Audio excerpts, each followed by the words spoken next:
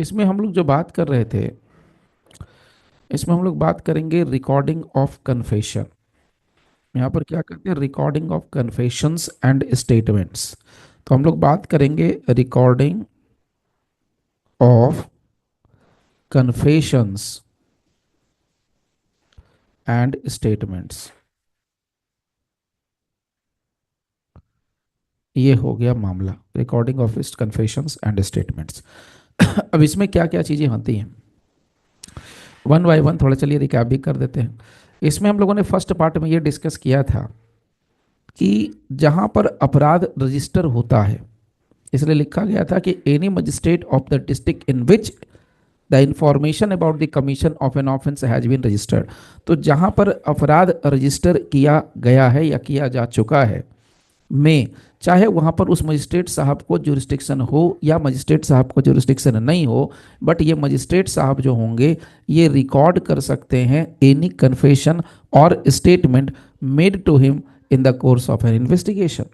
सो investigation जब police की चल रही हो उस दौरान मजिस्ट्रेट साहब को यह पावर होगा कि वो कन्फेशन या स्टेटमेंट दर्ज कर सकते हैं अंडर दिस चैप्टर, यानी चैप्टर 13 के अधीन, और under any other law for the time being in force, और एट एनी टाइम आफ्टरवर्ड्स। तो ये वाला भी हम लोग डिस्कस कर चुके थे कि या तो बाद में भी कर सकते हैं इन्वेस्टिगेशन के बाद, लेकिन इंक्वायरी या ट्रायल दोनों में से कोई भी कमेंट्स नहीं होना चाहिए। So recording of confession and statement में सबसे पहला पार्ट क्या आया, सेक्शन है 183 सब सेक्शन 1।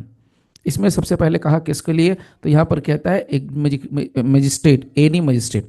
तो यहाँ लिख दीजिए एनी मजिस्ट्रेट, तो कोई भी मजिस्ट्रेट ऐसा कर सकता है। कहाँ वाला मजिस्ट्रेट, ये किस मजिस्ट्रेट की बात करता है, जहां पर इंफॉर्मेशन रजिस्टर किया जा चुका है। So in which the information about the commission, so यहां पर क्या लिखेंगे, in which the information about the commission, about the commission of an offence has been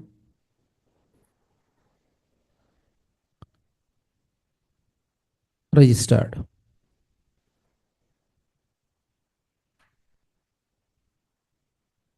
ये हो गया दूसरा पार्ट। तीसरा पार्ट क्या है कि मजिस्ट्रेट को पावर है तो क्या ये दर्ज कर सकते हैं, स्टेटमेंट या confession.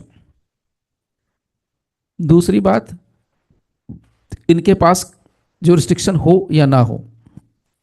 So magistrate may have jurisdiction, मे और may not have jurisdiction. So magistrate के पास जुरिस्डिक्शन हो सकता है या मजिस्ट्रेट के पास जुरिस्डिक्शन नहीं भी हो सकता है, दोनों चीजें हैं, फिर भी इनको पावर है कि ये कर सकते हैं। अब कब कर सकते हैं इसका भी जवाब आ गया, तो कहते हैं ड्यूरिंग इन्वेस्टिगेशन। एक तो हो गया ड्यूरिंग इन्वेस्टिगेशन, दूसरा आता है even after investigation, even after investigation. So after investigation भी कर सकते हैं, but before the commencement of, before the commencement of, before the commencement of क्या, before the commencement of inquiry और ट्रायल। सो इंक्वायरी और ट्रायल के commence होने के पहले ये सब होना चाहिए। ये यहां पर क्लियर कर दिया। नाउ अब यहां पर कुछ नहीं, यहां पर बस ये कहता है, यहां पर बस ये कहता है, एक सेकंड कॉल बैक करता हूँ क्लास। हाँ अभी कॉल बैक करता हूँ, अरे कॉल बैक करता हूँ, क्लास क्लास में होने शांत। ठीक है। नाउ प्रोवाइडेड, यहाँ पर क्या लिखा था, बस इतना लिखा था कि भाई ऑडियो वीडियो इलेक्ट्रॉनिक मीन्स के जरिए किया जा सकता है। तो ये पार्ट यहाँ पर आ गया, तो बस ये लिख देना है प्रोवाइड जो है ये किया जा सकता है, तो ये भी नोट डाउन कर लेंगे। ये बहुत इंपॉर्टेंट सेक्शन है। तो क्या है, ऑडियो वीडियो में रिकॉर्ड किया जा सकता है। ओके, यहाँ तक तो सब कुछ चंगासी।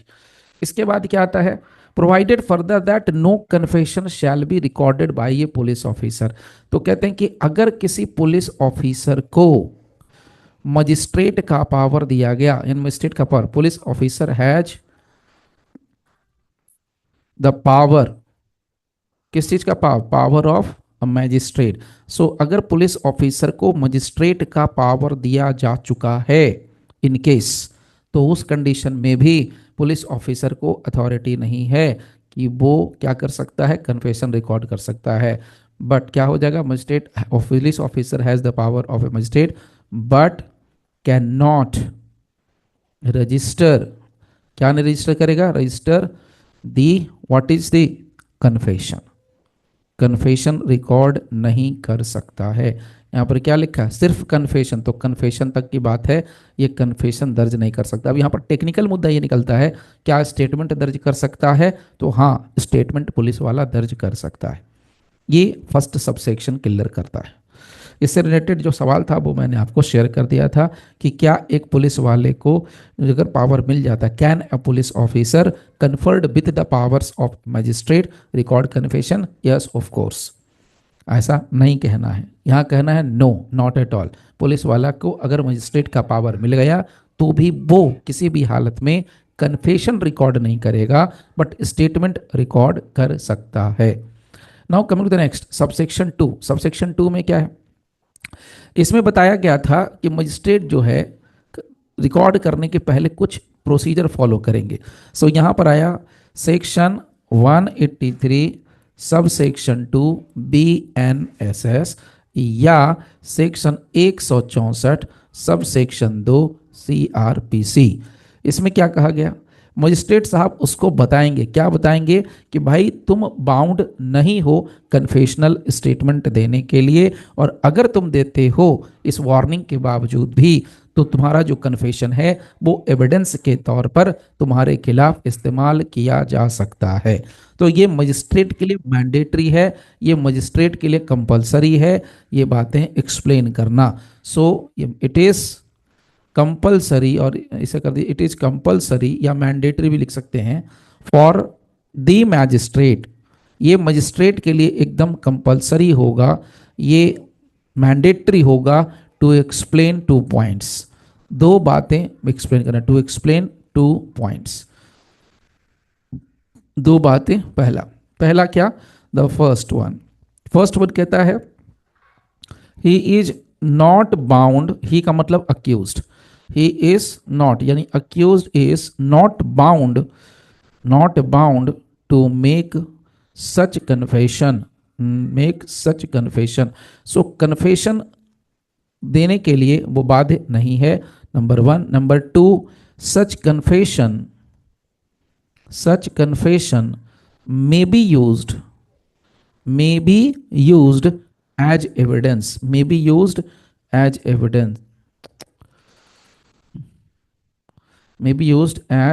evidence against him। सो उनके खिलाफ इस्तेमाल किया जा सकता है, अगेंस्ट हिम। यहां तक तो क्लियर है।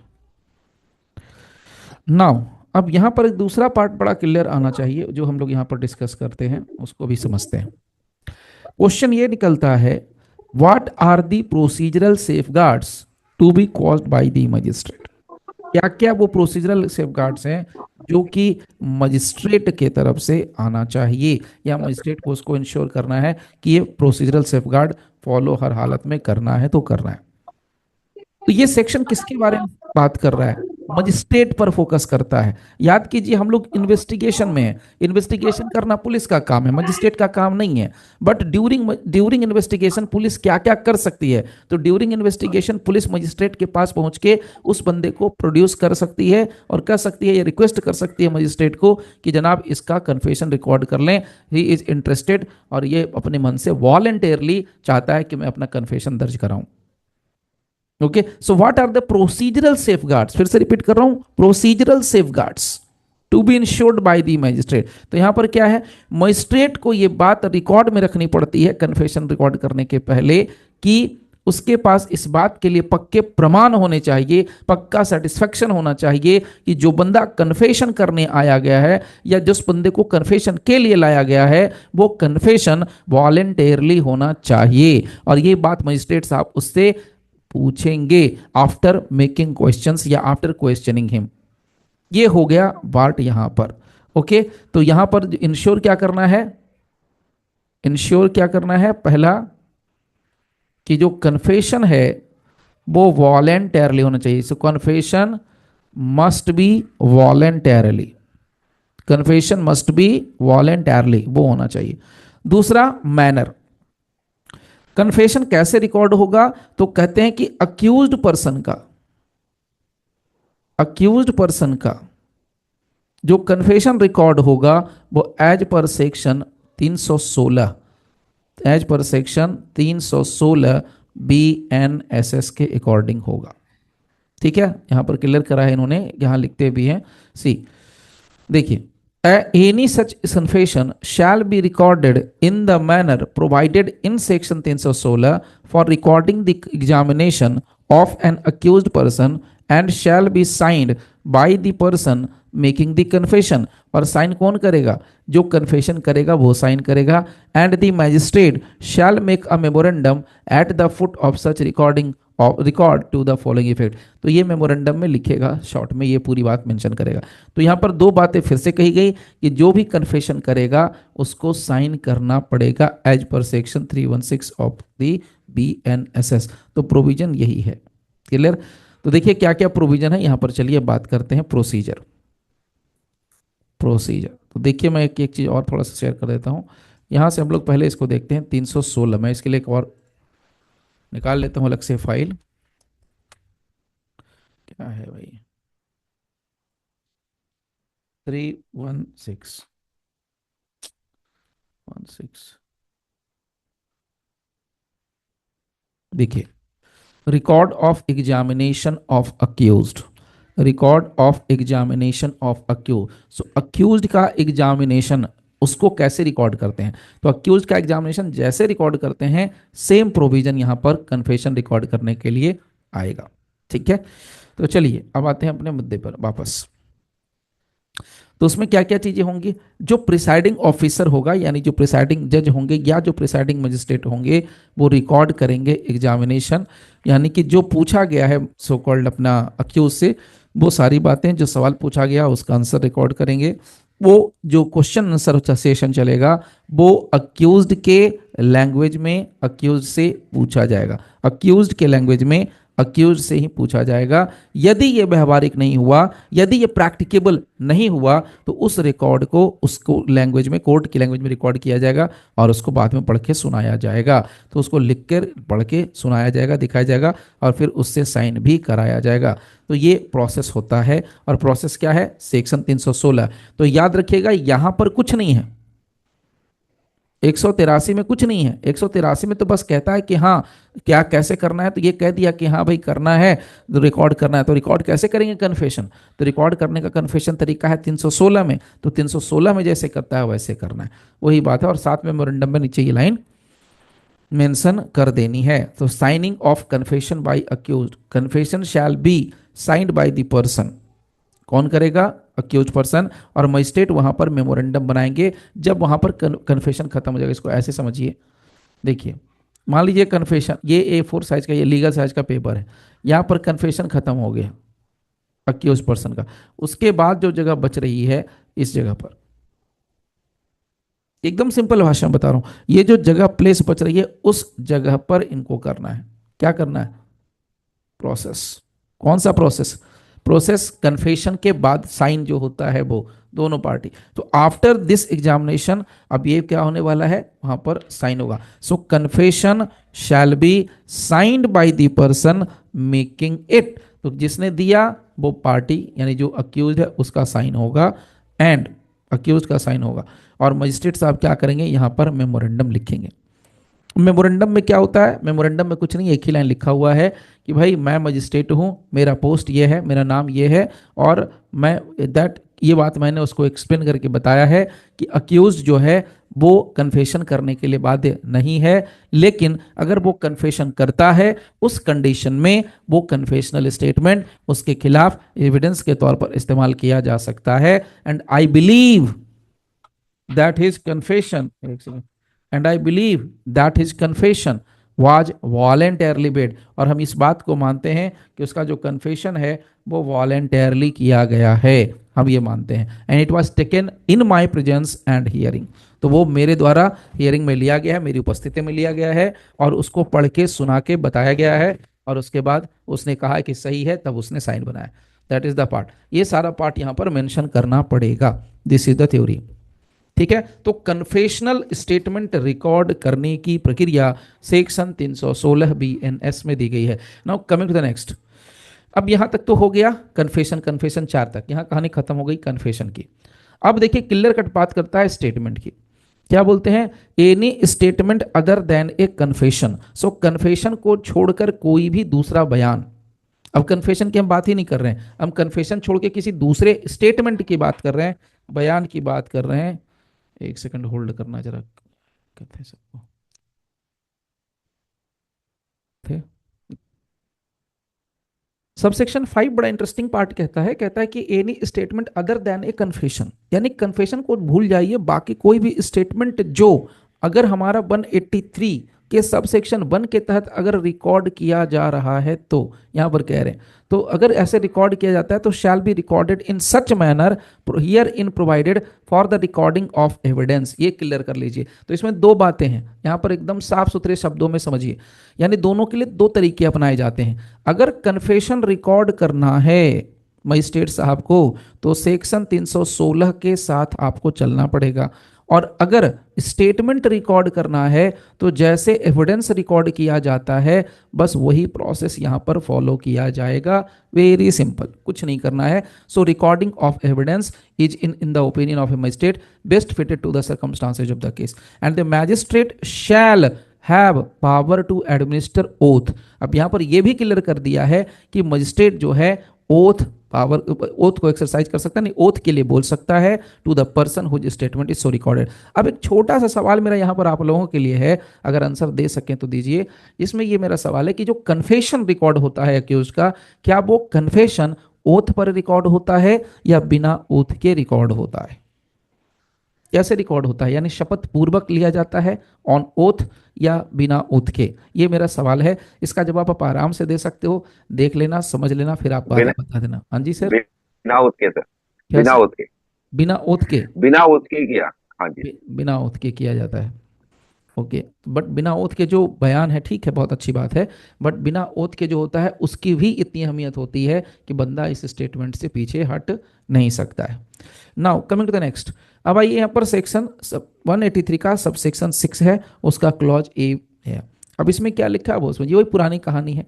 इसमें कहते हैं कोई भी ऐसा मामला जो कि सेक्शन 64, 65, 6 एकदम सीक्वेंस में है 71 तक, यहां देखिएगा तो 64 से 71 तक, उसके बाद 72, 73 नहीं है, 74 से लेकर के 79 तक, और 124 BNS।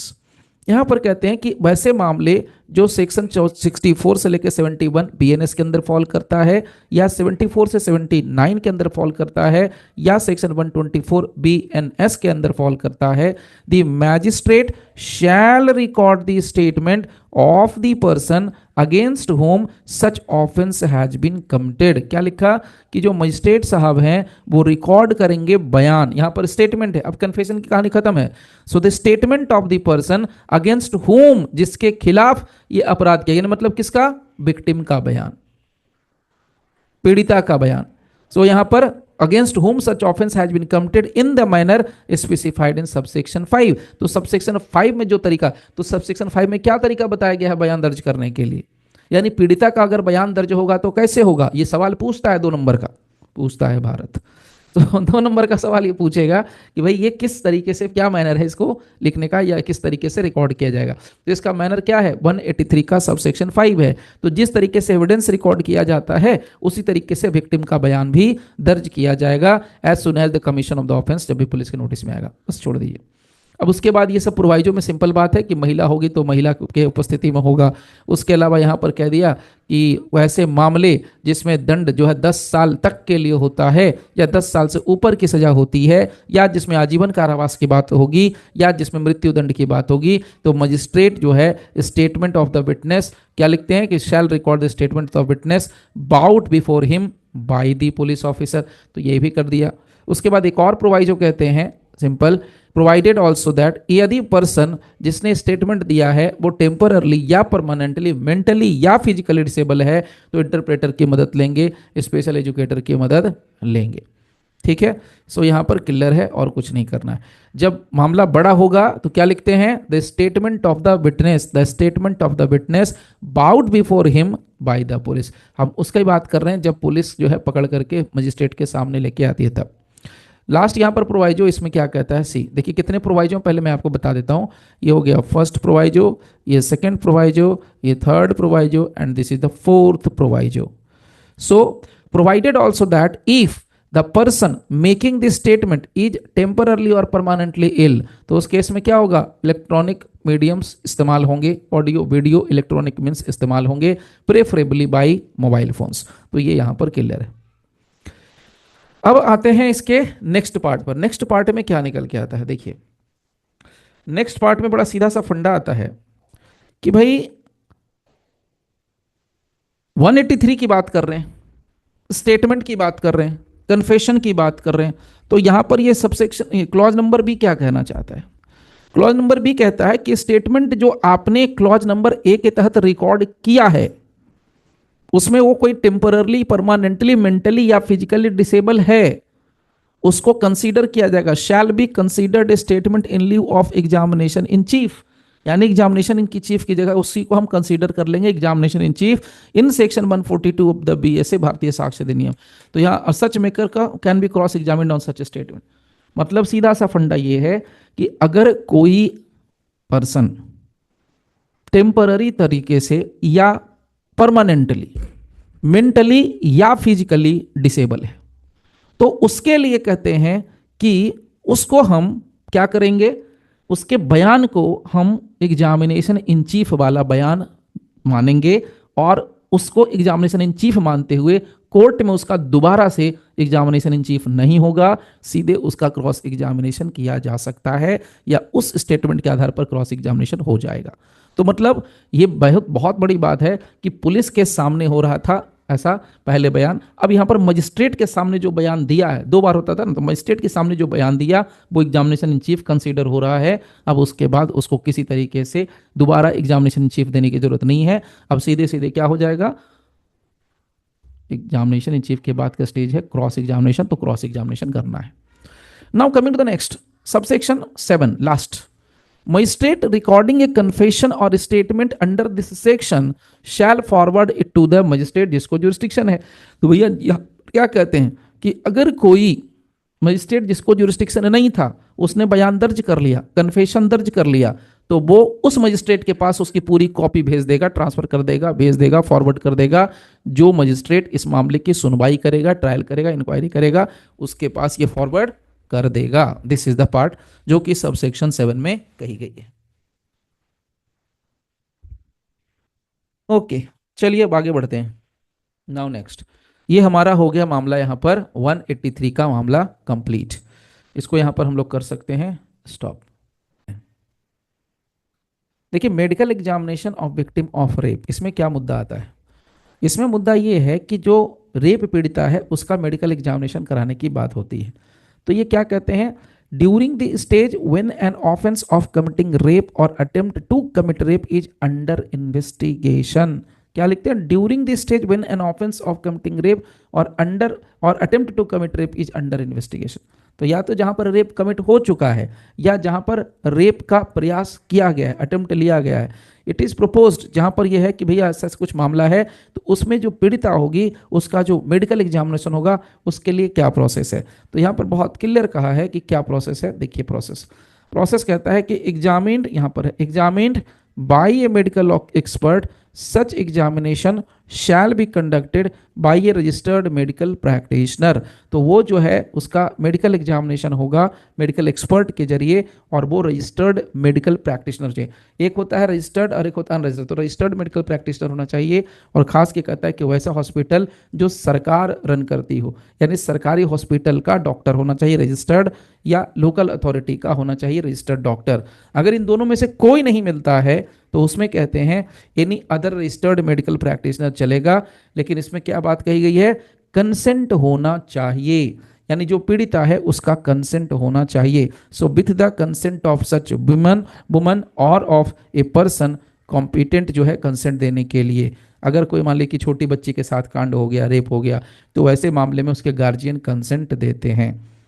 और such woman shall be sent to such registered medical practitioner, और वैसी महिला को वैसे रजिस्टर्ड मेडिकल प्रैक्टिशनर के पास मेडिकल एग्जामिनेशन के लिए भेजा जाएगा 24 घंटे के भीतर भीतर। जिस समय से पुलिस ने इंफॉर्मेशन रिसीव किया है उसके 24 घंटे के अंदर अंदर।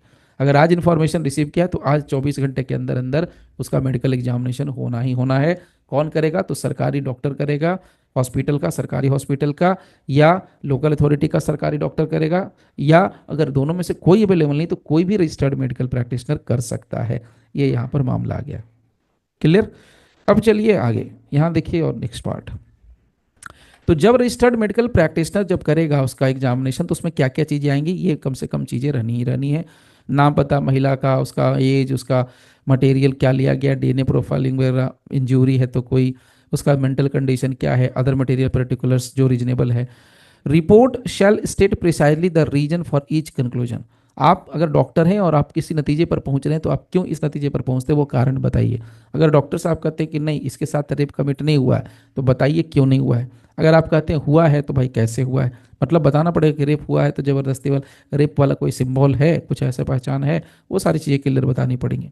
Report shell specifically record the consent of the woman. ये बहुत बड़ी चीज़ है। अगर महिला कंसेंट देने से मना कर दे तो ऐसे केस में मेडिकल एग्जामिनेशन होगा ही नहीं, डॉक्टर मेडिकल एग्जामिनेशन करेंगे ही नहीं। The exact time of commencement and completion, यानी कितने बजे उसका एग्जामिनेशन शुरू हुआ था और कितने बजे खत्म हुआ था, ये उस मेडिकल रिपोर्ट में मेंशन करना जरूरी है।